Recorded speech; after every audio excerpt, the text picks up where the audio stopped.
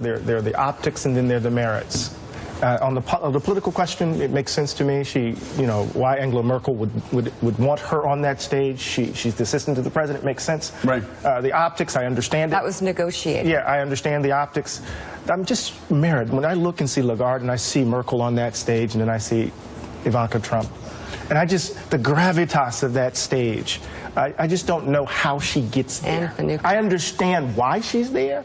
I'm just struck by the fact that she's up there doing whatever she's doing. And it's just something I just wanted to express. This is just the reality, though, as you guys know. Donald Trump listens to his family. Donald Trump listens to his daughter. Does. I mean, well, she was talking about how the Syrian refugees have to be dealt with. Isn't that interesting? The few people who can sit in that Oval Office across from him and have him actually lock in, as you guys know, and pay attention, it's a short list, and I think Ivanka Trump is on it. So we can not like her being on that stage, or maybe she doesn't deserve to be there if that's what you think, but she is as close to President Trump as anybody, and I think if she can be an asset, if she can be the conscience and the heart of Donald Trump that maybe he doesn't have on some things, we haven't seen that yet, but if she can be, as some people hope she will be, that can be a good thing. So we can rail against her being there, but she's going to be there because Donald Trump wants her there. And I can also, I'll also better her and Jared than, let's say, some other people who had his ear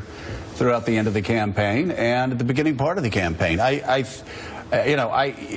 We look at what's happened on the National Security Council. We look at what's happened inside the White House. You have David Ignatius, Tom Friedman, Bob Woodward, all these people saying that things are going better on the National Security Council. That didn't just happen. There was a battle inside the White House, and guess what?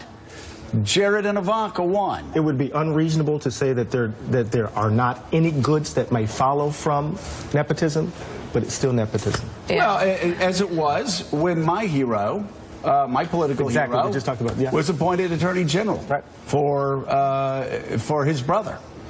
And Republicans didn't like that back then. I think if you looked at Bobby Kennedy's record, you'd say some good things came out of that.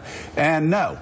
Ivanka Trump and Jared. Trump to Bobby Kennedy? You don't have to be so snotty. No, I was about to say, you didn't let me get it out. You don't have to be so rude. Well, no, the fact of the matter is that they are not Bobby Kennedy, as I was about to say, but you wanted to get your cheap shot in, so you got your cheap shot in. No, I'm not saying Jared and or Bobby Kennedy. Bobby Kennedy did a lot of things before he became Attorney General of the United States of America. But I am saying, just like when John Kennedy had a question, he called the one person he could trust in the world, Bobby Kennedy, to come into the Oval Office, and they sat there and talked. So when Donald Trump needs to talk to somebody, he talks to these two people. You may like it, you may not like it, but as Willie said, that's the reality. Right. It's still not normal, right? We're talking about the normalization of this presidency. The fact that he has, as his two senior advisors, his daughter and his son-in-law, is still not totally normal in the traditions of American presidential politics. Of course not. Very few things about Donald Trump, though, Willie, as President of the United States, is normal. And I think you and I are saying the same thing. We're not endorsing having your family be your cabinet, but no, Donald Trump doesn't give a damn what any of us at the table think. He's going to listen to who he listens to. What I've seen. He doesn't watch you, actually. He doesn't watch us. He watches Fox and Friends. And I got to say, he doesn't watch the last hour. He attacked.